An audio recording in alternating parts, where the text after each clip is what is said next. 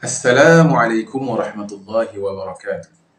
Alhamdulillah, nahmaduhu wa nasta'inuhu wa nastahdihi wa nastaghfiruh wa na'udzu billahi min shururi anfusina wa min sayyiati a'malina. Man yahdihillahu fala mudilla lahu wa man yudlil fala hadiya lahu. Ashhadu an la ilaha illallah wahdahu la syarika lahu wa ashhadu anna Muhammadan 'abduhu wa rasuluh. Allahumma salli wa sallim ala sayyidina Muhammad wa ala alihi wa sahbihi ajma'in. Subhanaka la ilma lana illa ma 'allamtana innaka antal alimul hakim. Wa la haula wa la quwwata illa billahil aliyyil azim.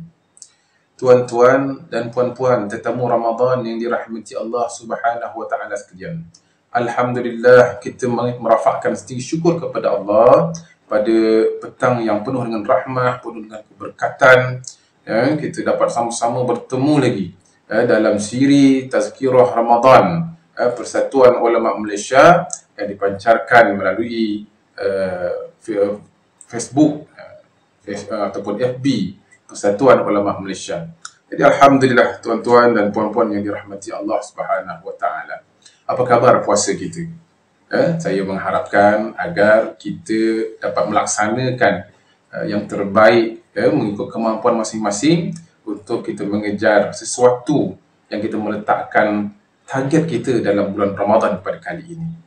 Tuan-tuan dan puan-puan yang dirahmati Allah, bila kita masuk dalam bulan Ramadan pada kali ini, kita amat mengharapkan kita masuk dalam keadaan kita cukup bersedia.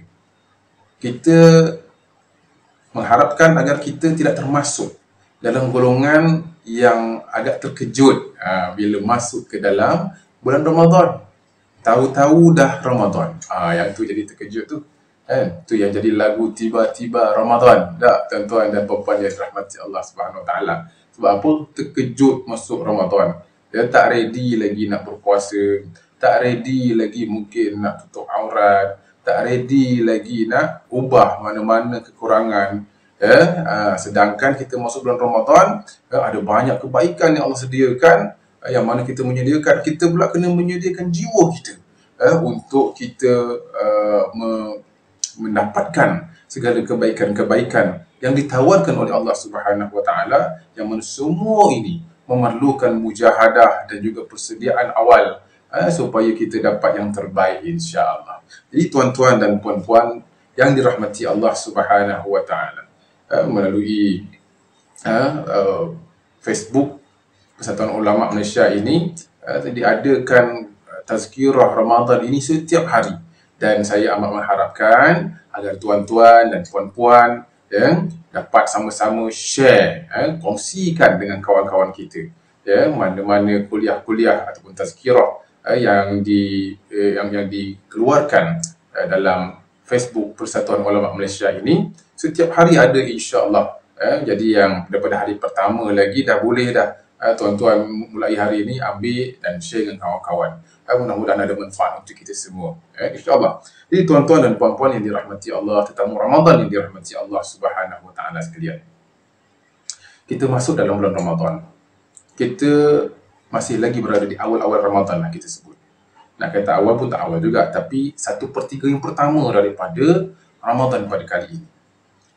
Jadi, bagaimana perasaan kita? Bagaimana kita melalui Ramadan pada kali ini? Mudah-mudahan kita cukup bersedialah.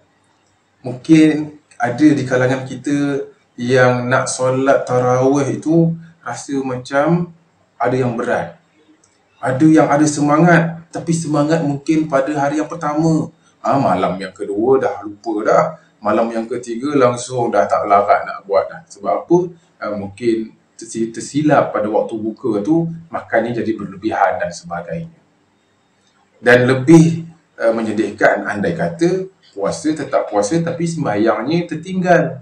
Jadi ini satu kerugian yang mungkin kita kena sama-sama semak dalam diri kita, muhasabah pada diri kita, mana kekurangan-kekurangan yang kita nak kena baiki dengan segera, supaya Ramadan yang kita lalui pada kali ini tidak berlalu tanpa kita dapat memperbaiki diri kita. Jadi saya nak kongsilah dengan tuan-tuan dan puan-puan tetamu Ramadan yang dirahmati Allah Subhanahu Wa Taala. sedikit perkara, sedikit perkongsian berkaitan dengan satu tajuk, cintaku kepada Ramadan.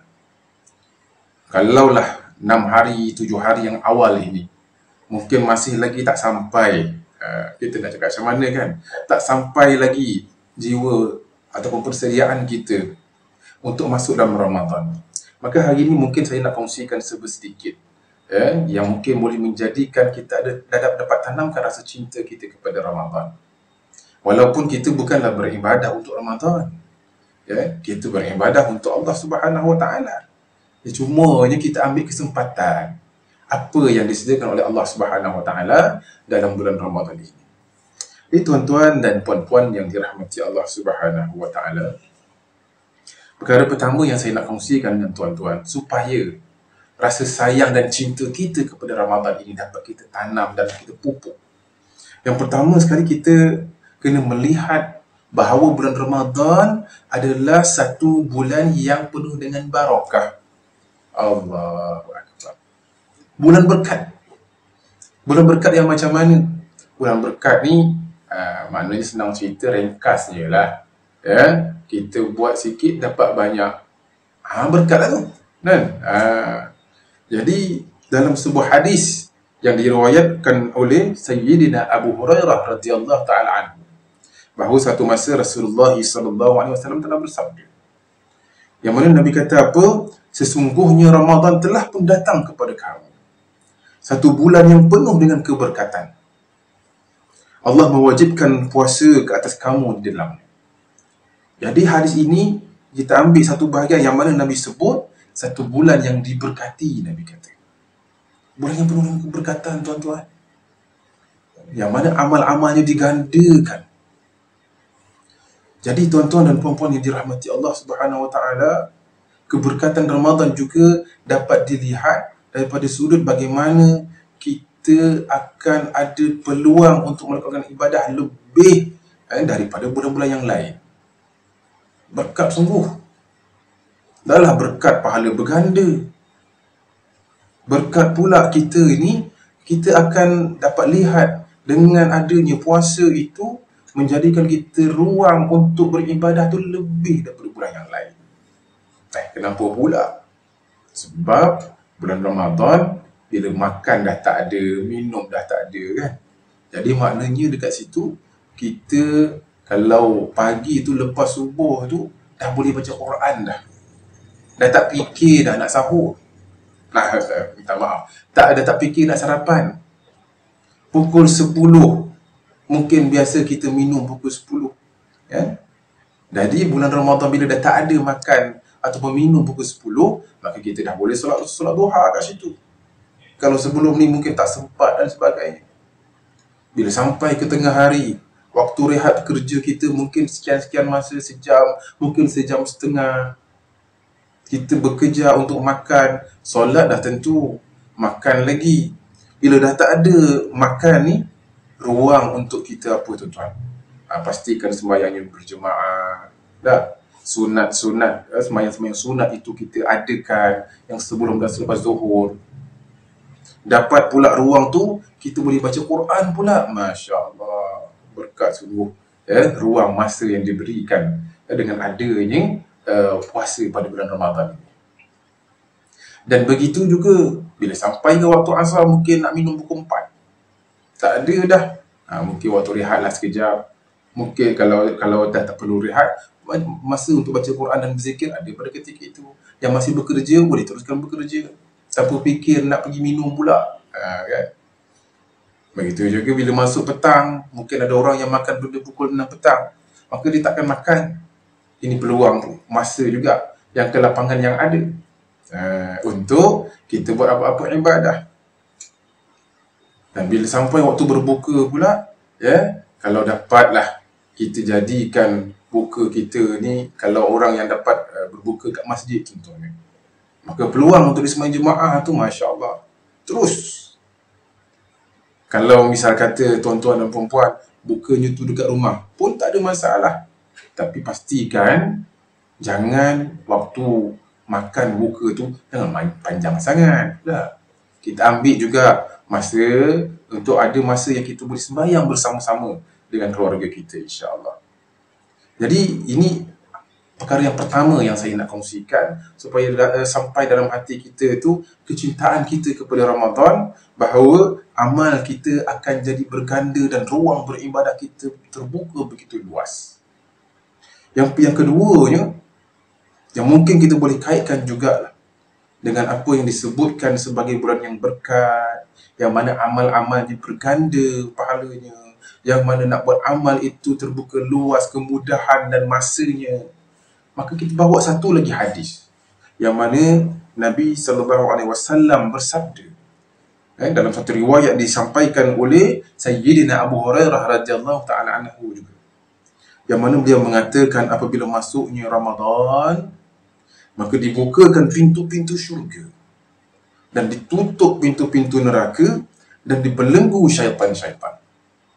Masya Allah. Yang ini satu lagi ruang, ataupun kita sebutkan sebagai nak menunjukkan keberkahannya Ramadan ini, apabila Nabi sebut ditutupnya pintu neraka, dibuka pintu syurga. Dalam riwayat yang lain dibukanya pintu langit, diikat syaitan.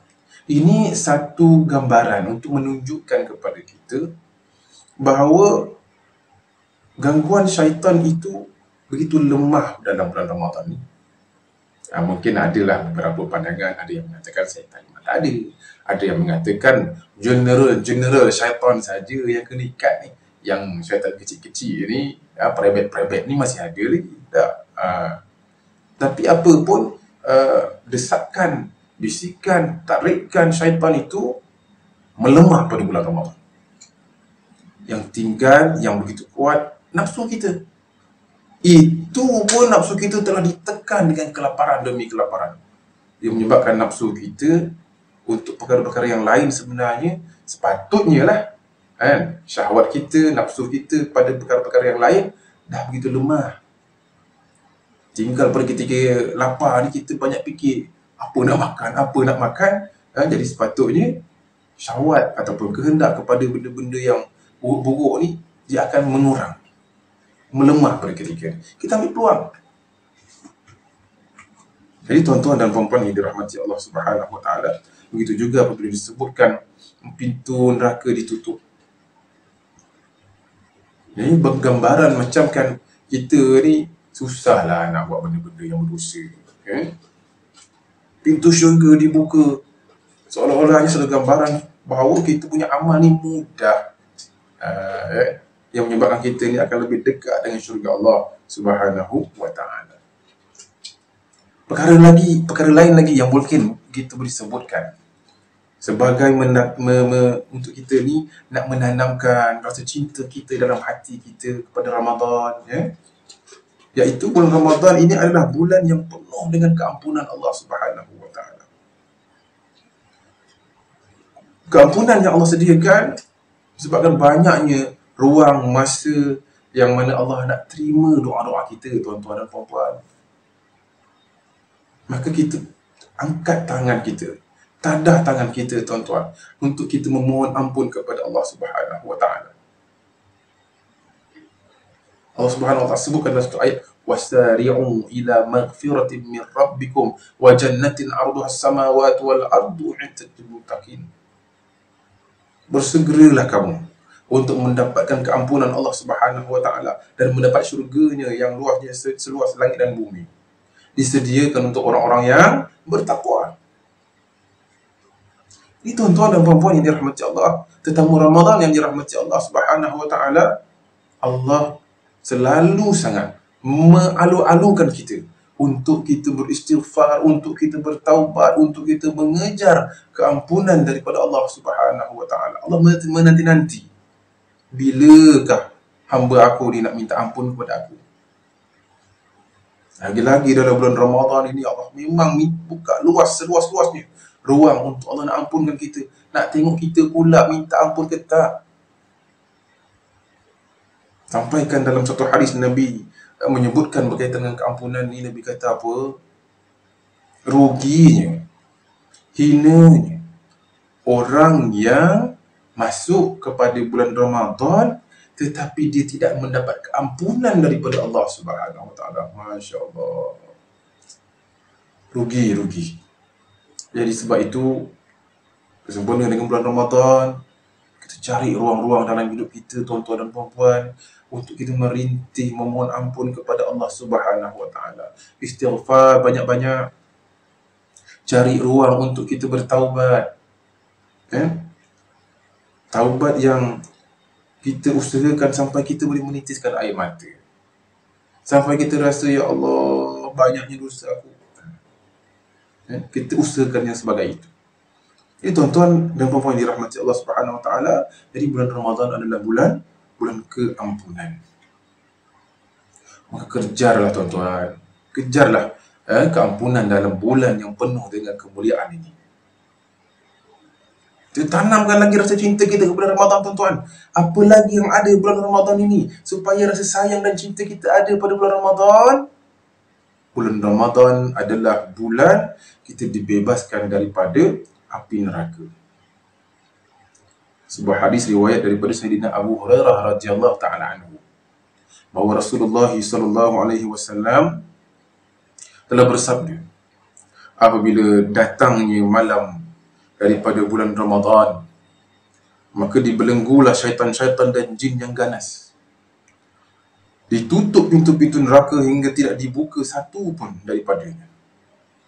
Dan dibuka pintu-pintu syurga sehingga tidak tertutup satu pintu pun daripadanya. Lalu pada ketika itu, satu penyeru pun akan menyeru, wahai orang yang inginkan kebaikan, lakukanlah. Wahai orang yang inginkan kejahatan, kurangkanlah. Di sisi Allah, ramai orang yang dibebaskan daripada neraka. Begitulah dan yang terjadi pada setiap malam.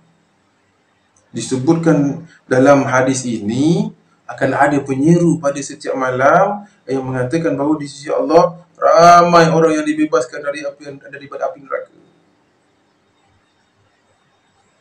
Jadi mungkin ada orang yang selama ni dosa banyak, dengan berkat Ramadan menyebabkan nama dia keluar daripada list orang yang banyak dosa. Itu yang kita harapkan. Ini bulan ni, peluang yang kita sama-sama kena ambil supaya kita dapat pelepasan daripada api neraka Allah Subhanahu wa taala. Dan satu lagi lah, mungkin saya boleh kongsikan dengan tuan-tuan dan puan-puan secara ringkas. Perkara yang kita sepatutnya kalau kita tahu menjadikan kita rasa sayang dengan Ramadan. Setiap saat dan masanya begitu berharga, begitu bernilai. Iaitu bulan Ramadan adalah bulan Allah perkenankan doa-doa kita. Sebuah hadis riwayat daripada Sayyidina Jabir bin Abdullah radhiyallahu taala anhu. Rasulullah SAW telah bersabda, sesungguhnya bagi Allah itu orang-orang yang dilepaskan daripada api neraka pada setiap hari dalam bulan Ramadan.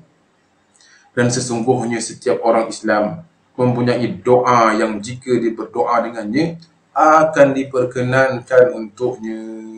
Masya Allah. Allah sediakan doa untuk kita, untuk Allah nak terima doa-doa kita, tuan-tuan. Allah bagi masing-masing kita ni. Jadi doa kita ni kena banyak lah, Ramadan kena banyak. Lagi-lagi waktu istijabah, sebelum kita, pada waktu sahur kita doa, pada waktu kita nak berbuka kita berdoa. Ini antara waktu-waktu dia lah. Dan waktu-waktu lain pun kita banyakkan juga doa. Kita tak tahu waktu mana yang doa-doa kita akan dimakbulkan oleh Allah Subhanahu wa taala. Sebagaimana doa kita ni sesuai dengan syarat yang Allah tetapkan, insya-Allah lambat atau cepat doa kita akan ditunaikan oleh Allah Subhanahu wa taala. Kalau tak pun paling-paling pun Allah akan jadikan doa kita itu sebagai penolak bala, akan jadikan doa kita itu sebagai penyelamat lah kita ke akhirat nanti. Paling kurang pun doa tu jadi pahala. Doa mukhul ibadah kan? Jadi tuan-tuan jangan penat untuk berdoa. Banyakkan doa-doa kita dalam bulan Ramadan ni. InsyaAllah. Jadi tuan-tuan dan puan-puan dirahmati Allah, saya rasa kalau kita nak sebut lagi perkara-perkara yang boleh mendatangkan rasa sayang dan cinta kita kepada Ramadan, terlalu banyak motivasi yang datangnya daripada hadis-hadis Nabi sallallahu alaihi wasallam. Cumanya pada petang ini memadailah sekadar yang saya dapat kongsikan dengan tuan-tuan. Mudah-mudahan ada manfaat untuk saya dan juga tuan-tuan yang menjadi tetamu Ramadan pada kali ini, dan juga menjadi tetamu dalam Facebook Persatuan Ulama Malaysia. Tuan-tuan yang dirahmati Allah, tuan-tuan dan puan-puan tetamu Ramadan yang dirahmati Allah Subhanahu Wa Taala, mudah-mudahan Ramadan kita pada kali ini cukup baik, cukup sempurna dan akan dinilai sebagai amal-amal yang memberatkan seluruh timbangan amal kebaikan kita, insya-Allah, dan dia menjadi asbab untuk kita mencapai piala taqwa yang merupakan perkara yang sangat penting dalam kehidupan kita selaku umat Islam. Yang beriman ni, taqwa ni lah yang kita nak capai. Inilah dia bekal kita, tuan-tuan, yang kita nak bawa persembahkan di hadapan Allah Subhanahu Wa Taala apabila kita dijemput nanti. Memadai untuk setakat tu. Jumpa lagi dalam siri Tazkirah Ramadan Persatuan Ulama Malaysia yang seterusnya pada hari seterusnya, insya-Allah. Wabillahi taufiq wa hidayah. Assalamualaikum warahmatullahi wabarakatuh.